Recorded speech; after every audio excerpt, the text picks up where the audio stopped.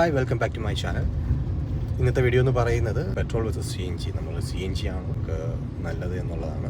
അത് ചെയ്യാനുള്ള main reason എന്ന് പറയുന്നത് എൻ്റെ കാർ ഞാൻ സി എൻ ജിയിലേക്ക് കൺവേർട്ട് ചെയ്തു. അപ്പം അത് ചെയ്തത് ട്രിവാൻഡ്രത്താണ്.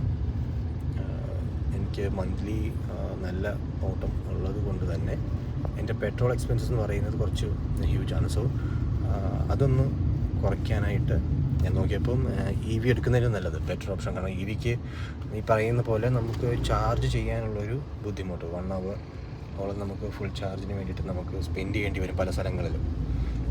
അപ്പം ഞാൻ വിചാരിച്ചത് ഇപ്പോൾ ഉള്ള കാറ് പെട്രോൾ വേരിയൻ്റ് i20 ആണ്.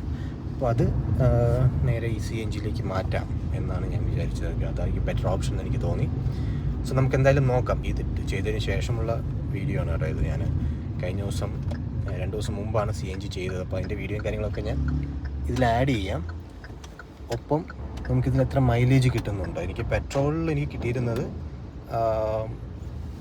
പെർ ലിറ്ററിൽ ലോങ്ങിൽ എനിക്ക് 21 എബോവ് എനിക്ക് കിട്ടിയിട്ടുണ്ട് ലോങ് ഡ്രൈവിൽ. സിറ്റിയിലൊക്കെ എനിക്കൊരു 10 to 15 ബിറ്റ്വീൻ ഒരു 13-14 ഒക്കെ എനിക്ക് കിട്ടിയിട്ടുണ്ട് സിറ്റി ഡ്രൈവിൽ. സോ സി എൻ ജിയിൽ നമുക്കിത് എത്ര കിട്ടും? അവർ പറയുന്നത് സി എൻ ജിയിൽ ഒരു 25 to 30.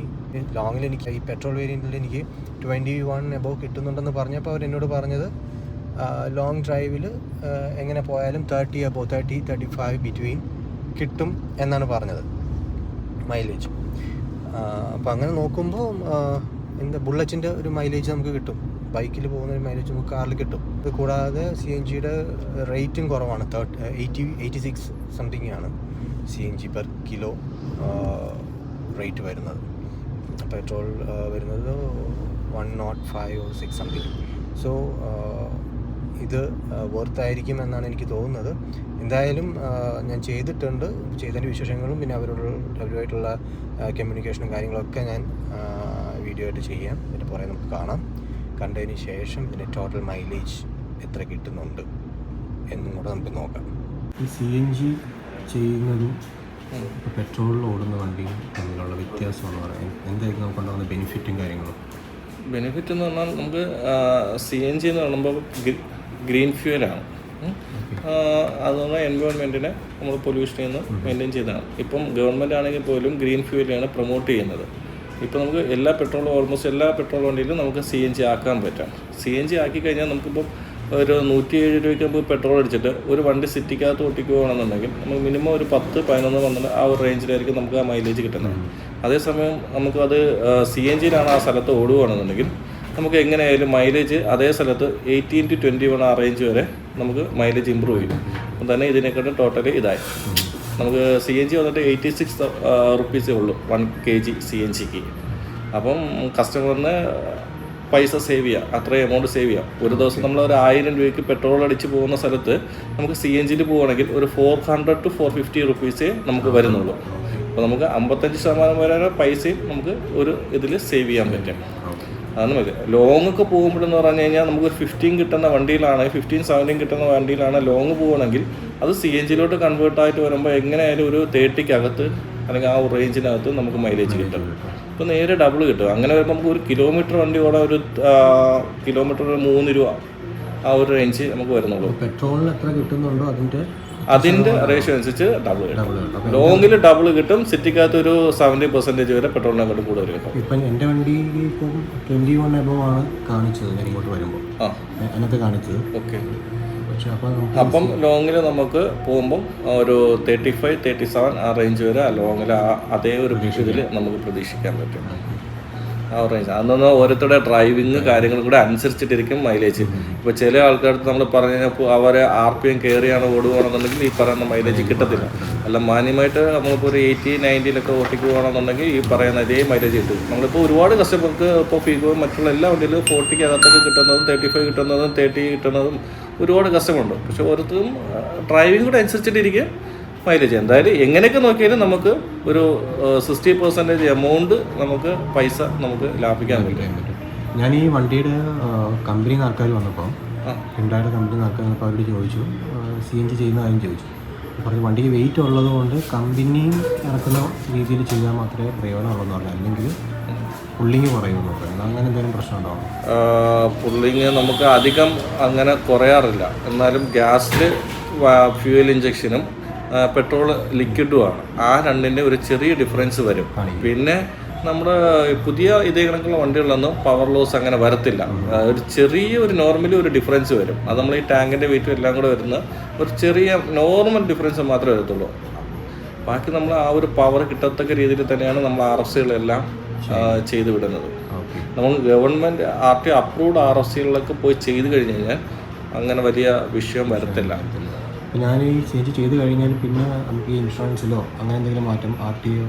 സോ ഇതെന്ന് പറഞ്ഞാൽ ഫസ്റ്റ് നമ്മൾ CNG ചെയ്ത് കഴിഞ്ഞ് കഴിഞ്ഞാൽ ഫുള്ളി CNG ചെയ്ത് കഴിഞ്ഞാൽ നമ്മൾ ഇതൊരു 2, 3, 4 ദിവസം ഒരാഴ്ചക്കകത്ത് മേലിൽ നമ്മളത് RTO ഫീസ് അടച്ച് വണ്ടി കൊണ്ടുവന്ന് അവിടെ കാണിക്കും. അവിടെ വന്ന് കാണിച്ചു കഴിഞ്ഞ് കഴിഞ്ഞാൽ അവർ എൻഡോസ് ചെയ്ത് തരും. അപ്പോൾ ആ RC ഇപ്പോൾ RC കിട്ടാൻ താമസമാണ്. നമ്മൾ ഓൺലൈനിൽ നിന്ന് വാഹൻ്റെ സൈറ്റിൽ നിന്ന് നമ്മുടെ RCയുടെ കോപ്പി എടുക്കുക, നേരെ നമ്മൾ ഇൻഷുറൻസിൻ്റെ അവിടെ പോയിട്ട് ആഡ് ഓൺ ചെയ്യുക.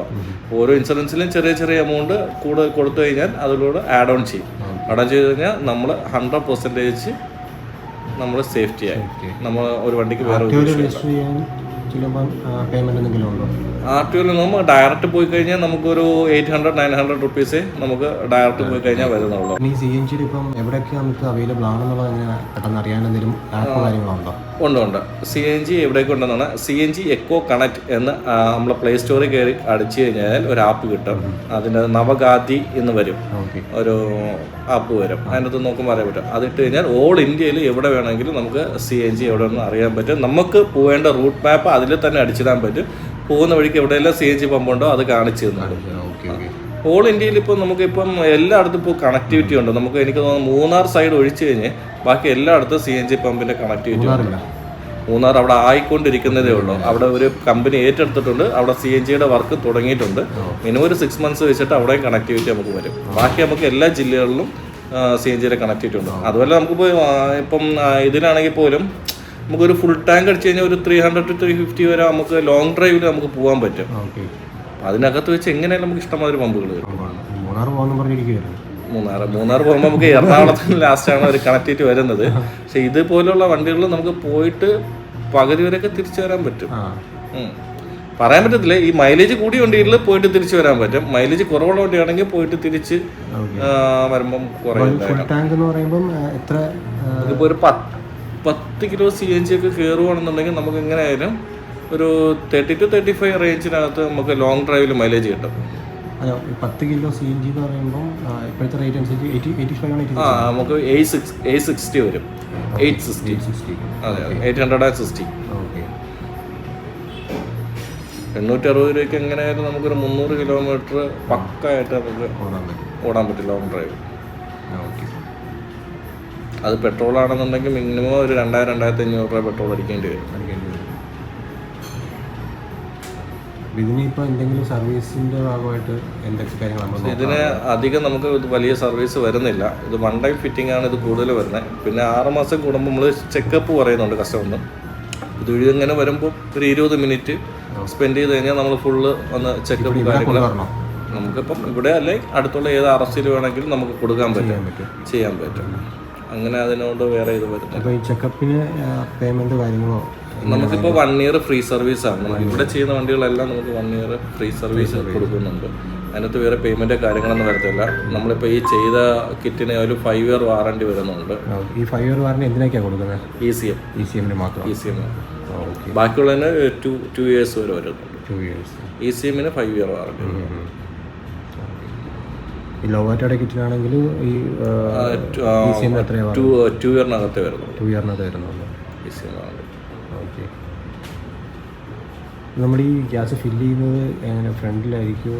നമുക്ക് RTO അപ്രൂവൽ പ്രകാരം ഫ്രണ്ടിലാണ് വരേണ്ടത്, റെട്രോഫിറ്റ്മെൻറ്റിൽ. പക്ഷേ ഇപ്പോൾ വരുന്ന BS6 വണ്ടികളെല്ലാം സൈഡിൽ സ്പേസ് കൊടുത്തിട്ടുണ്ട് CNG വെക്കാനുള്ള. അപ്പം നമുക്ക് അങ്ങനെയുള്ള വണ്ടികളെല്ലാം നമുക്ക് സ്പേസ് ഉള്ള വണ്ടികളെല്ലാം നമുക്ക് പെട്രോൾ ബങ്കിൻ്റെ സൈഡിലായിട്ട് തന്നെ നമുക്ക് ചെയ്ത് കൊടുക്കാൻ പറ്റും. ചെയ്യാൻ പറ്റുമോ? i20 ടെക്നീഷ്യൻ നോക്കണം. അതിപ്പോൾ ഞാൻ നോക്കിയിട്ട് അത് കൺജസ്റ്റ് ആയിട്ടാണ് ഇരിക്കുന്നത്. ഇപ്പോൾ മാരുതി വണ്ടികളിലൊക്കെ ആണെങ്കിൽ CNG വെക്കാൻ വേണ്ടിയിട്ട് സൈഡിൽ തന്നെ സ്പേസ് ഉണ്ട്. നമുക്ക് അത് കറക്റ്റായി ഫിറ്റ് ചെയ്ത് വെക്കാൻ പറ്റും. ഇപ്പം നോർമലി നമുക്കിപ്പം കേരളത്തിൽ ഓൾമോസ്റ്റ് എല്ലാ ആൾക്കാരും CNG മാറി വരുന്നുണ്ട്. പെട്രോളിൻ്റെ ഇതനുസരിച്ചിട്ട് ഇപ്പോൾ ഒരുപാട് ആൾക്കാർ മാറുന്നുണ്ട്. നമുക്ക് ഇവിടെ തന്നെ ഇപ്പം നല്ല എല്ലാ ദിവസവും നല്ല 2 to 3 ഫിറ്റിംഗ് ആ റേഞ്ചിലൊക്കെ നമുക്ക് വരുന്നുണ്ട്. പണ്ട് ആൾക്കാർക്ക് ഇതിനെക്കുറിച്ച് അവയർനെസ് കുറവായിരുന്നു. ഇപ്പം എല്ലാവർക്കും അറിയാം. നമ്മൾ തന്നെ 1-2 വീഡിയോയിൽ കൂടെ നമ്മൾ സംസാരിച്ചിട്ടുണ്ട്. ചിലർക്ക് ഇത് പൊട്ടിത്തെറിക്കുക അങ്ങനെയൊക്കെയുള്ളൊരു പേടിയുള്ള ആൾക്കാരുണ്ടായിരുന്നു. അവർക്ക് ഇപ്പോൾ അതെല്ലാം മാറി. ഇപ്പം ആ പറഞ്ഞ ആൾക്കാരെല്ലാം ഇപ്പോൾ നിങ്ങളുടെ അടുത്ത് വന്നിട്ട് CNG ചെയ്തിട്ട് അവർ സൂപ്പറായിട്ട് ഓടിച്ചുകൊണ്ടിരിക്കുക. അപ്പോൾ അങ്ങനെ നമുക്ക് വേറെ വിഷയം ബ്ലാസ്റ്റിംഗ് എന്നുള്ളൊരു സംഭവം മാറാനായിട്ട് എന്താണ് ഈ ബ്ലാസ്റ്റിംഗ് എന്നുള്ള സംഭവം CNGയിൽ അങ്ങനെ വരാറില്ല. ഇതിന് 3 വർഷം കൂടുമ്പോൾ ഇതിൻ്റെ ടാങ്ക് ടെസ്റ്റിംഗ് ഉണ്ട്. 3 വർഷം കഴിയുമ്പോൾ ടാങ്ക് ടെസ്റ്റിംഗ് ചെയ്തിട്ട് പിന്നെ നമ്മൾ യൂസ് ചെയ്യാൻ പറ്റുള്ളൂ. ഇപ്പം ഇതങ്ങനെ തന്നെ വെച്ചേക്കുന്നതെന്ന് പറഞ്ഞാൽ ഒരു ടാങ്കിന് 20 years നമ്മൾ ഇത് പറയുന്നത്, ഗ്യാരണ്ടി പറയുന്നത്. ഇപ്പോൾ നോർത്തിലൊക്കെ 20 to 22 years കഴിഞ്ഞു. അപ്പോൾ ഈ ടാങ്ക് റീയൂസിബിൾ ആയിട്ട് ഉപയോഗിക്കാതിരിക്കാൻ വേണ്ടിയിട്ടാണ് നമ്മൾ ഈ ടാങ്ക് ടെസ്റ്റിംഗ് എന്ന് വെച്ചേക്കുന്നത്. അപ്പോൾ ഇത് ചെയ്ത് പോവുകയാണെന്നുണ്ടെങ്കിൽ അങ്ങനെ ഒരു പ്രശ്നമോ കാര്യങ്ങളൊന്നും വരത്തില്ല. ടാങ്കിന് എന്തെങ്കിലും ഇതുണ്ടെന്നുണ്ടെങ്കിൽ അത് ടെസ്റ്റ് ചെയ്യാൻ അറിയാൻ പറ്റും. നമുക്ക് ടാങ്ക് റീപ്ലേസ് ചെയ്യേണ്ടി വരും. ടാങ്കിന് വാറണ്ടി കാര്യങ്ങളൊന്നും ടാങ്കിന് വാറണ്ടി വരുന്നില്ല. ടാങ്ക് കംപ്ലൈൻറ്റ് വന്നു കഴിഞ്ഞാൽ എത്രയായിരിക്കും നമുക്ക് ടാങ്ക് രണ്ടാമത് സെറ്റ് ചെയ്യണമെന്നുണ്ടെങ്കിൽ? ഒരു ബിലോ 20,000 rupees-നകത്ത് വരും. അത് വരും. അങ്ങനെ വരൂല. ISA സർട്ടിഫിക്കറ്റ് ഉള്ള സംഭവമാണ്. അങ്ങനെ ICAS പ്രൊട്ടക്ഷനിൽ ഇറങ്ങുന്നതാണ്. അപ്പോൾ അങ്ങനെ വരത്തില്ല. അത് നമ്മൾ വലിയ കമ്പനികളാണ് അത് ചെയ്യുന്നത്. അത് അത്രയും സെക്യൂരിറ്റി ആയിട്ടേ ചെയ്യത്തുള്ളൂ. നമുക്ക് ഇവിടെ എല്ലാം വേറെ എവിടെയൊക്കെ ഉണ്ട്? നമുക്ക് ഇവിടെയും തമിഴ്നാടും ഉണ്ട്. കേരളത്തിലിവിടെയും തമിഴ്നാടുമാണ്. ഓക്കെ. ഞാനിപ്പോൾ ഇതിൻ്റെ സർവീസിനായിട്ട് ആലപ്പുഴ എവിടെ കൊണ്ടുപോയാലും നമുക്ക് ഇതിൻ്റെ സർവീസ് നമുക്ക് വല്ലപ്പോഴും ലീക്ക് ചെക്കിങ്ങോ അങ്ങനെ എന്തെങ്കിലും വരാറുള്ളൂ.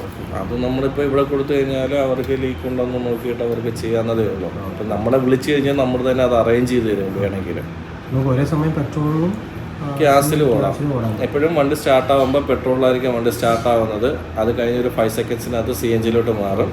ഇത് കണ്ടിന്യൂസ്ലി CNG പോകുന്നത്. ഇനി CNG തീർന്നു പോയി കഴിഞ്ഞാൽ അത് ഓട്ടോമാറ്റിക്കലി വണ്ടി പെട്രോളിലോട്ട് മാറിക്കോളും. ഇനി എപ്പോഴും വേണമെങ്കിലും നമുക്ക് CNG പോയി കഴിഞ്ഞാലും പെട്രോൾ ആക്കണമെന്ന് തോന്നിക്കഴിഞ്ഞാൽ നമുക്ക് ജസ്റ്റ് പ്രസ് ചെയ്ത് കഴിഞ്ഞാൽ ഉടനെ പെട്രോളോട്ടായിക്കോളും. സോ നമ്മുടെ CNG ചെയ്തത് ഞാൻ പറഞ്ഞല്ലോ ട്രിവാൻഡ്രത്താണ്. ട്രിവാൻഡ്രത്ത് CNG ക്രിസ്റ്റൽസ് എന്ന് പറഞ്ഞ CNG കമ്പനിയിൽ നിന്നാണ് നമ്മളത് ചെയ്തത്.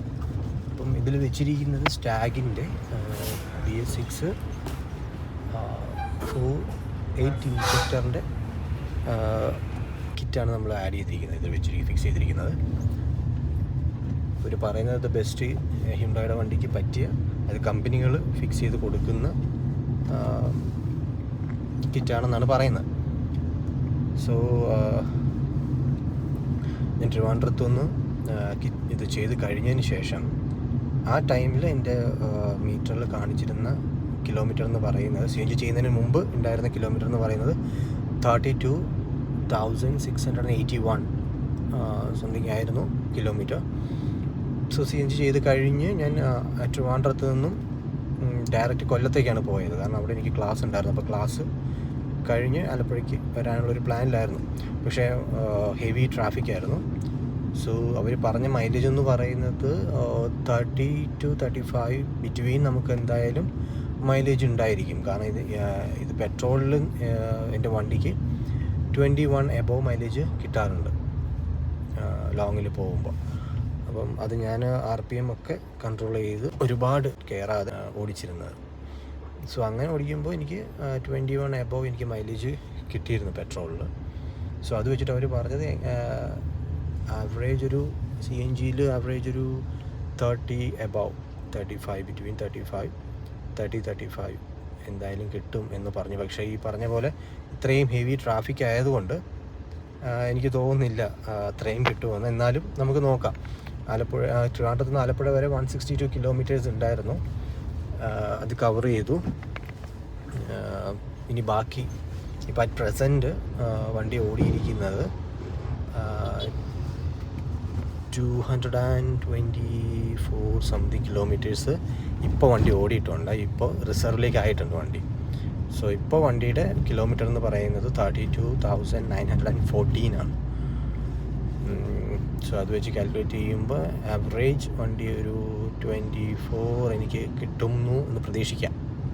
24-24 എനിക്ക് പെർ kg എനിക്ക് കിട്ടുന്നുണ്ടായിരിക്കാം മൈലേജ്. അപ്പോൾ എന്തായാലും ഇത് കംപ്ലീറ്റ് ആയിട്ട് തീർന്നതിന് ശേഷം, CNG കംപ്ലീറ്റ് ആയിട്ട് തീർന്നതിന് ശേഷം നമുക്ക് ഒന്ന് കാൽക്കുലേറ്റ് ചെയ്ത് നോക്കാം എത്രത്തോളം മൈലേജ് നമുക്ക് കിട്ടുന്നുണ്ടെന്നുള്ളത്.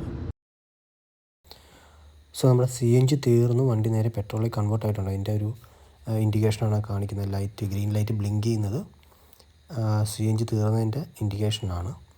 അപ്പോൾ നേരെ ഓട്ടോമാറ്റിക്കായിട്ട് പെട്രോളിലേക്ക് കൺവേർട്ട് ആവും. സോ ഇനി എത്ര കിലോമീറ്റർ നമ്മൾ ഓടിയിട്ടുണ്ടെന്ന് നമുക്കൊന്ന് ചെക്ക് ചെയ്യാം. ഇപ്പോൾ ഇവിടം വരെ നമ്മൾ ഓടിയിരിക്കുന്നത് ഏകദേശം 32,923 കിലോമീറ്റേഴ്സ് ആയപ്പോഴത്തേനും നമ്മുടെ വണ്ടിയുടെ CNG തീർന്നു, പെട്രോളിൽ കൺവേർട്ടായി. സോ നമ്മുടെ മൈലേജ് എന്ന് പറയുന്നത് നമുക്ക് 243 കിലോമീറ്റേഴ്സ് കിട്ടി ടോട്ടൽ. നമ്മൾ ഫുൾ ടാങ്ക് അടിച്ചപ്പോൾ ഫുൾ ടാങ്കിന് വന്ന പ്രൈസ് എന്ന് പറയുന്നത് 860 ആയിരുന്നു. 860-ൽ നമുക്ക് 10 kg CNG ഫില്ല് ചെയ്യാൻ പറ്റി. അപ്പോൾ നമുക്ക് കിട്ടിയ മൈലേജ് എന്ന് പറയുന്നത് 24 ആണ് ആവറേജ്. നമ്മൾ നോക്കിയപ്പം 24 എന്ന് പറയുന്നത് നമ്മുടെ സിറ്റി ഡ്രൈവ് ആണ് കേട്ടോ. ലോങ് ഡ്രൈവായിട്ട് നമുക്ക് കൂട്ടാൻ പറ്റില്ല. ലോങ് ഡ്രൈവ് ആകെ ഞാൻ ചെയ്തത് കൊല്ലം മുതൽ ആലപ്പി വരെ വണ്ടി എനിക്ക് ലോങ് ഡ്രൈവ് കിട്ടി. ബാക്കിയൊക്കെ ഹെവി ട്രാഫിക് ആയിരുന്നു, ട്രിവാൻഡ്രം ടു കൊല്ലം. പിന്നെ ഞാൻ ബാക്കിയൊക്കെ ഡ്രൈവ് ചെയ്തത് ആലപ്പി സിറ്റിയിലാണ്. സോ അതിൻ്റേതായിട്ടുള്ള പരിമിതികളുണ്ടാവും വണ്ടിക്ക്. അപ്പോൾ മൈലേജ് കുറയും, 24-ലേക്ക് എത്തി. ഇനി ലോങ് ഡ്രൈവ് പോകുമ്പം അറിയാം, ലോങ് ഡ്രൈവ് പോകുമ്പം ഇതിന് അവർ പറഞ്ഞ ഒരു 30 എബോ കിട്ടുമോ എന്ന് നമുക്ക് നോക്കാം. അപ്പോൾ ലോങ് ഡ്രൈവ് ചെയ്തിട്ടുള്ള വീഡിയോ ഉടനെ തന്നെ അപ്ലോഡ് ചെയ്യാം. സോ ചാനൽ സബ്സ്ക്രൈബ് ചെയ്യുക. ബൈ.